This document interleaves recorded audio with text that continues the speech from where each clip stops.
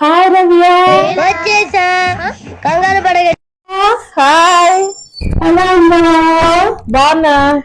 ఏంటి మేడం బాగా బిజీగా ఉన్నారు?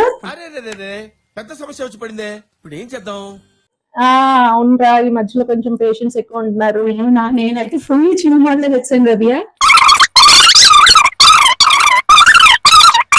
2000 years later.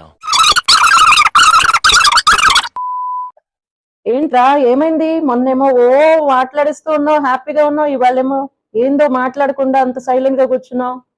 ఏమైంది? అందరూ ప్రశాంతంగా కూర్చొని ఉన్నారు, నువ్వు వచ్చి ఇక్కడ ఏం మాట్లాడలేదు. నువ్వేదో మాట్లాడాలి కదా, ఏదో సొల్యూషన్ చెప్పాలి కదా. ఏంటో రవ్య, చాలా చిరాగ్గా ఉంటున్నాను.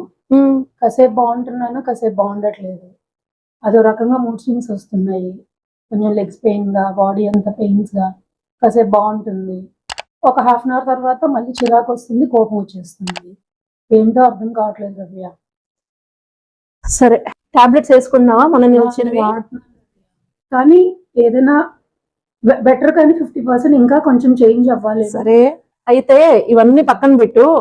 మనం లాస్ట్ మన ఫ్రెండ్స్ ని కలిసి ఎన్ని రోజులైంది? నువ్వు అసలు చాలా రోజులైంది రవ్య. ఇలాంటివన్నీ కామనే. సో ఇలాంటి టెన్షన్స్ పెట్టుకోకుండా నువ్వు వెళ్ళి మన ఫ్రెండ్స్ గ్యాంగ్ ఉంది కదా, అందరినీ యాక్టివేట్ చెయ్యి. ఒక 1 వీక్ స్పెండ్ చెయ్యి, మనసు విప్పి మాట్లాడు. ఆ తర్వాత మళ్ళీ నన్ను వచ్చి కలు. ఇప్పుడు ఎలా ఉన్నావు? ఫైన్, చాలా బాగుంది రవ్య. అవునా? ఫ్రెండ్స్ తో బయటికి వెళ్ళి వచ్చిన తర్వాత నీ సజెషన్స్ విని ఆ మెడిసిన్స్ వాడుతూ చాలా రిలాక్స్డ్ గా ఉన్నాను. ఇప్పుడు చాలా హాయిగా ఉంది. ఆ హంగర్ దాకా ఏంటంటే, అమ్మో నేనే ఫేస్ చేస్తున్నాను, నేను ఒక్కదాన్నే మూడ్ స్వింగ్స్ ఉన్నానేమో అని భయపడ్డా. మన వాళ్ళందరూ ఒకే కాన్లాగా అదే ప్రాబ్లమ్స్ అన్నమాట.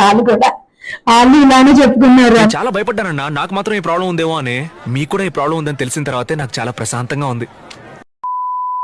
మెనో ఫ్రెండ్స్ ఎలా యూజ్ అయ్యారో చూసారు కదా. మెనో ఫ్రెండ్స్ అంటే ఏమనుకుంటున్నారా? మీరు పెరిమెనోపాజల్ సింటమ్స్ తో బాధపడుతున్నారు, అదే సింటమ్స్ తో వేరే ఫ్రెండ్స్ కూడా ఉంటారు.